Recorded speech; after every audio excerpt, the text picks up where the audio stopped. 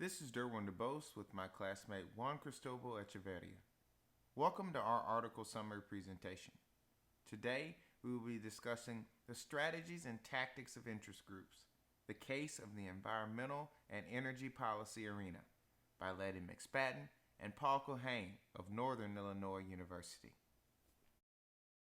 In the article, McSpadden and Culhane use surveys and factor analysis to examine the strategies and particular set of advocacy tactics interest groups use to influence policy, and compare those strategies and tactics to various constructs identified in scholarly research.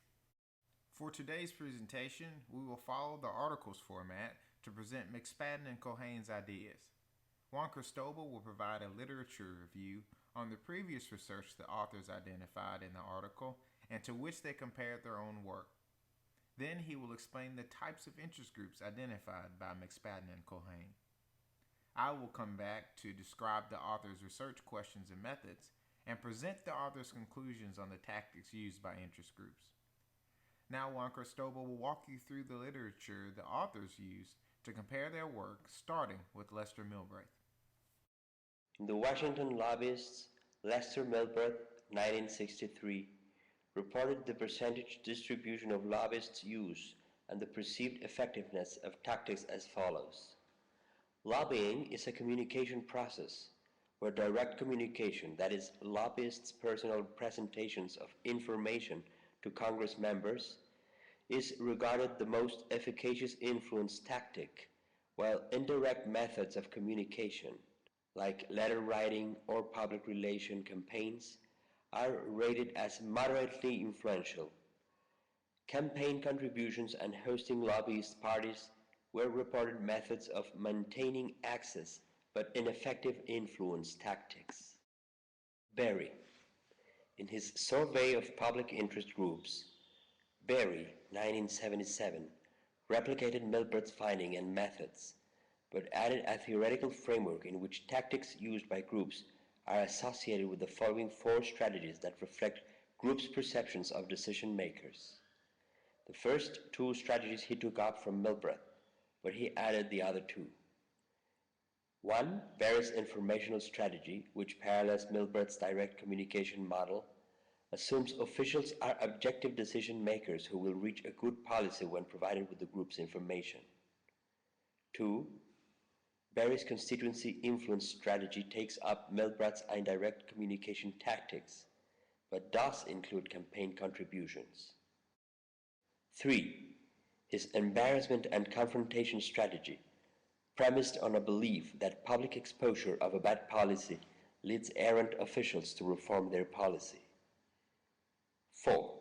Berry's law, which involved initiating court suits after unsuccessful intervention in administrative proceedings. Schlossman and Tierney.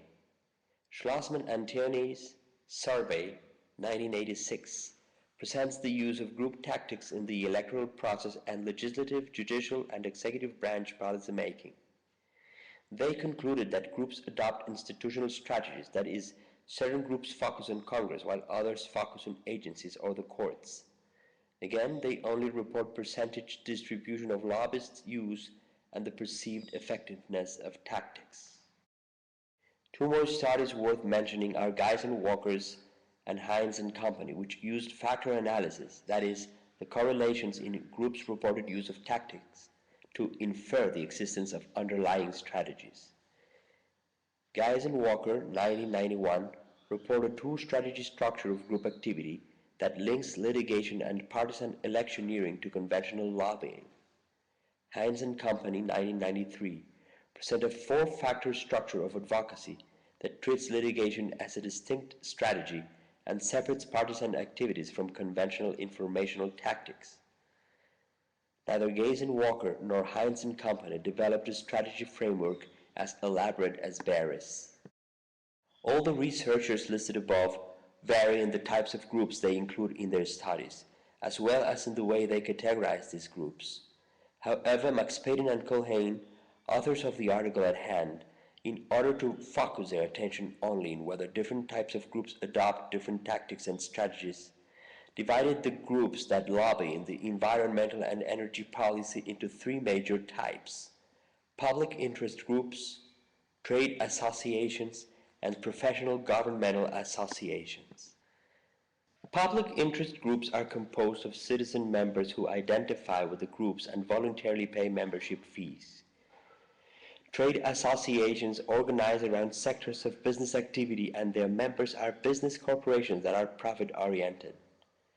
Professional governmental associations are composed of researchers and governmental entities and/or officials. Now we will explore the author's research. McSpadden and Culhane's project explores whether interest group activity clusters into distinct strategies and whether those strategy structures differ among public interest groups, trade associations, and professional governmental associations. Their data comes from 79 interest groups active in the environmental and energy policy arenas, who were asked to rank, using a 4-point scale, the importance of 17 advocacy tactics in the group's operations. After compiling the surveys and completing a factor analysis, the authors found 4 strategies used by the organizations. Those 4 strategies are: number 1, policy information, which was used by almost all groups and holds the highest importance rating. Specific tactics include making written comments on proposed regulations, testifying at agency and congressional hearings, seeking administrative review of agency decisions, supplying members of Congress and staff with information. Public education, which consists of appeals to decision makers via the media and public opinion. One note is that only 15% of organizations place much importance on direct action tactics like protests. This was very interesting given the parity of environmental groups that chain themselves to trees or use other protest tactics. Third is litigation. Half of the groups litigate, and those that do rate it as an important strategy. Fourth is partisan constituency work.